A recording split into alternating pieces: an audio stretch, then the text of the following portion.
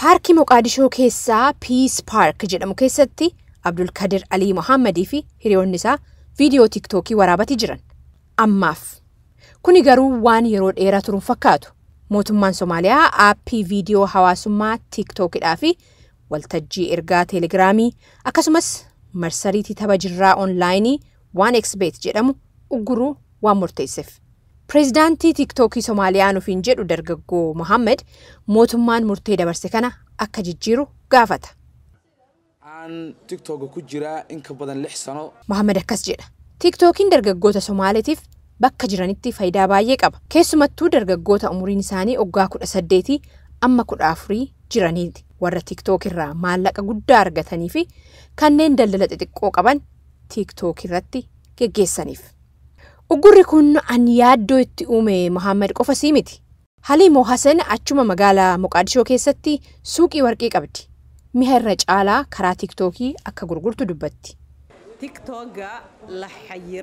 Murtiin mootummaan Somaaliyaa TikTokii kana cufuudha yookaan immoo ugguruudha dabarse garuu maamiltoota na dhabsiisaa jettee yaaddoo keessa jirti. Haa ta'u malee ministeerri koominikeeshinii biyyattii Jamaa Hasan Khaliif hagayya 20 darbe kana akka jedhanitti aappiiwwan kun shororkeessitoota fi gareewwan safuun beekne suurawwan sukkaneessaa akkasumas odeeffannoo dogoggoraa tamsaasuuf itti fayyadamaati jiran.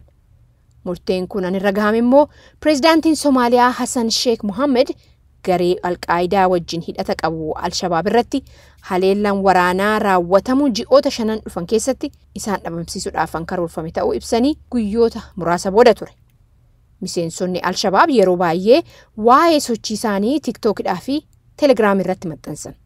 Dhimma ugguramuu aappii isaa ilaalchisee dhaabbanni TikTok yaada isaatiif gaafatame. Ammaaf mootummaa Somaaliyaa irraa ugguramuu aappichaa namni sirnaan nu beeksise yookaan immoo nu quunname waan hin jirreef yaadaan kenninu jechuudhaan of qusateera.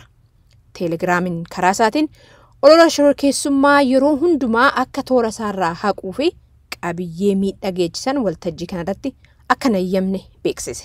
Marsariitii biraan han uggurame 1xbet bakka taphni jirraa itti gaggeeffamu jechuudha. Yaada kennuudhaaf gaafii dhiyaateef ammaaf deebiin kennine.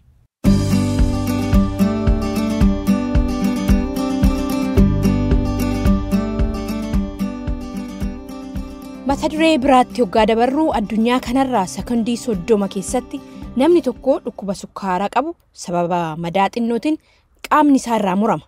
Sababni isaas madaan namoota dhukkuba sukkaaraan qabamanii fayyuudhaaf yeroo waan fudhatuuf akkasumas hammaachuu waan danda'uuf. Qorattoonni as United States University California keessaa sanittisuudhaaf hojjechaati jiran. Baandeejiin Smart jedhanii moggaasan haala gaddisiisa kana jijjiira jedhanii abdatanis. Baandeejiin Smart baatiriidhaan hojjetu kalaqarra jiru kun madaatti hoggaa maratan bakkicha uffisuu qofaa miti. Odeeffannoo singalmeessaa haala madaan sun irra jiru fayyaa deemuu fi hammaacha deemuusaa. Baakteeriyaan hin barbaachisnee bakka madaayisan tuquudhaaf dhiisuu walumaagala odeeffannoo ogeeyyiin fayyaa yaala gochuudhaaf barbaadan hunda sassaaba. Kana malees akka saayintistoonni irratti hojjechaa jiran jedhanitti madaan sun akka dafee fayyu godhaa. Kunis hantuuta irratti yaalamee hojjechuun isaa mirkanaa'eera. Yaaliin namarratti godhamu immoo achuma yuunivarsiitiitti gaggeeffamaa akka jirutu ibsame. Kanaafis fuulduraaf abdiin guddaan jiraachuu sababa madaa xinnootiin miila dhabuun akka hafu Smart Baandeejiin akka qarqaaru abdii qabna. Cimsinees hojjechaa jirra jechuudhaan ogeeyyiin qorannoo kanarra jiran gabaastuu VOA Jeeniyaa Duulotti an himanii qophiin labataan har'aas kanumaa ani Tigisti Gammeetii nagahan.